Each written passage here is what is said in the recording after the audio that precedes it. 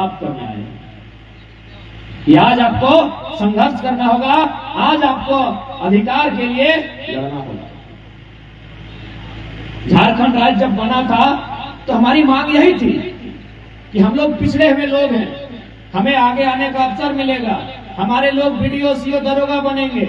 लेकिन कितने लोग बने बताइए? सब बाहर के लोग। आपके बगल में कौन सा थाना है? चाकुलिया थाना में कितने अधिकारी या फिर जो बन के आते हैं झारखंड के हैं? एक भी नहीं। तो क्या हमने इस दिन के लिए झारखंड बनाया था? अब थोड़ा सा सोचिए, प्रशासन में आपके लोग नहीं रहेंगे, बीडीओ ऑफिस में आपके लोग नहीं रहेंगे, तो फिर वो आपका काम कैसे करेंगे? जमीन आपकी रहेगी, ऊपर से आपसे कमीशन लेंगे, फिर जाके आपका रसीद काटेंगे, एक छोटा मोटा केस होगा 10,000 से 15,000 रुपया लेंगे, तब आपकी सुनवाई करेंगे। क्यों?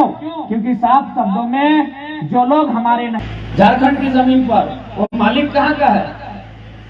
क्या झारखंड का है? तो किस दिन के लिए झारखंड?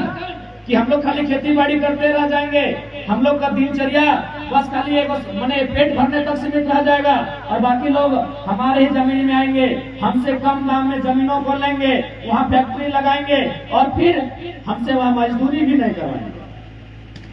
जितने काम करने वाले लोग हैं वे कहाँ के हैं? कितने लोग हैं झारखंड के जो वहां काम कर रहे हैं? क्यों भाई? जमीन हमारी वही है जिस जमीन पर हम खेती करते थे, हमने अपनी उपजाऊ जमीन दिया है और बदले में बाहर के लोगों को नौकरियां मिल रही। इससे आने वाला दिन क्या होगा पता है? हमारे पास जब कुछ नहीं बचेगा, देखिए नौकरियां यदि हमारे पास नहीं बचेंगी तो जाहिर सी बात है हमें अपना परिवार चलाने के लिए कुछ तो करना होगा, लेकिन हमारे पास कुछ बचेगा ही नहीं, तब धीरे धीरे अपनी जमीनों को हमें बेचना होगा।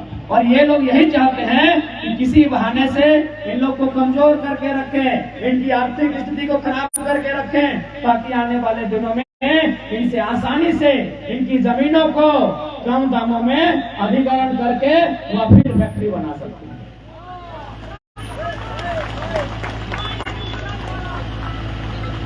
आप लोग चांडिल डैम का नाम सुने होंगे, आप ही के कोल्हान में आता है। कभी गए हैं नौका चलाने के लिए? তোমরা যায় ওখানে চান্ডিল ড্যাম নাম শুনেছি না? তোমাকে जानकारी दरकार है। चांडिल डैम को बनाने के लिए 116 गांव को उजाड़ा गया है। क्या वो गांव उड़िया बिहारी वालों का था क्या? सब झारखंडी का गांव था, एक दो गो नहीं, 116 गांव को उजाड़ा गया है चांडिल डैम बनने में। चलिए ठीक है, गांव उजाड़ा वो बड़ा विषय नहीं है, बड़ा विषय ये है कि गांव वालों को जमीन लेना चाहिए था कि नहीं, जमीन के बदले उचित मुआवजा मिलना चाहिए था कि नहीं। सुनने में आया है 1.5 से 2 रुपया इसमें जमीन लिया गया है। सोचिए इतना अन्याय पूरे भारत देश में कहां हुआ है। इसलिए हम कह रहे हैं कि आज लड़ना होगा, ये लड़ाई है आने वाले भविष्य के लिए। पूरे भारत देश में इतना बड़ा अन्याय जितना झारखंड के लोगों के साथ हो रहा है, शायद कहीं और किसी के साथ हुआ होगा। जो जमीनें जिन पर हम सैकड़ों सालों से खेती करते आए हैं, आज उन्हें कौड़ी के भाव दिया जा रहा है। इसलिए वो संकट आपके गांव तक नहीं आए, उससे पहले आपको जाग जाना होगा। ये मत सोचिएगा कि जब आपको ठोकर लगेगा तब संभलना है। कभी कभी दूसरों की ठोकर से भी खुद को संभालना सीखिए। आप ठोकर लगने का इंतजार मत कीजिए कि ठोकर हमको लगेगा तब हम सुधार करेंगे। इसलिए आज सबसे पहला जो बात है, आपको जानना होगा आज आखिर क्या जरूरत थी कि आज 22 सालों के बाद या चिंगारी इतनी भड़की है। यानी इससे पहले भी लोगों को लड़ाई करने का शौक था कि हम लड़े गलत के खिलाफ, लेकिन बात यह था किसी में साहस नहीं हो पाता था कि हम भाई टाटा के खिलाफ बोल दें। इतनी बड़ी बड़ी कंपनियां सामने, इतने बड़े बड़े अधिकारी, उनके खिलाफ बोले तो बोले कैसे। तो आज 22 साल बाद कहा गया है कि जब लोगों को ज्यादा सताया जाता है तो हमें गुलगुलान होता है, और हम लोग विशेष कुछ नहीं किए हैं, आपके उस डर को समाप्त करना है कि आज आपको संघर्ष करना होगा, आज आपको अधिकार के लिए लड़ना होगा। झारखंड राज्य जब बना था तो हमारी मांग यही थी कि हम लोग पिछड़े हुए लोग हैं, हमें आगे आने का अवसर मिलेगा, हमारे लोग बीडीओ सीओ दरोगा बनेंगे। लेकिन कितने लोग बने बताइए? सब बाहर के लोग। आपके बगल में कौन सा थाना है? चाकुलिया थाना में कितने अधिकारी या फिर जो बन के आते हैं झारखंड के हैं? एक भी नहीं। तो क्या हमने इस दिन के लिए झारखंड बनाया था? अब थोड़ा सा सोचिए, प्रशासन में आपके लोग नहीं रहेंगे, बीडीओ ऑफिस में आपके लोग नहीं रहेंगे, तो फिर वो आपका काम कैसे करेंगे? जमीन आपकी रहेगी, ऊपर से आपसे कमीशन लेंगे, फिर जाके आपका रसीद काटेंगे, एक छोटा मोटा केस होगा 10,000 से 15,000 रुपया लेंगे, तब आपकी सुनवाई करेंगे। क्यों? क्योंकि साफ शब्दों में जो लोग हमारे नहीं हैं वो हमारी दर्द को नहीं समझ सकते।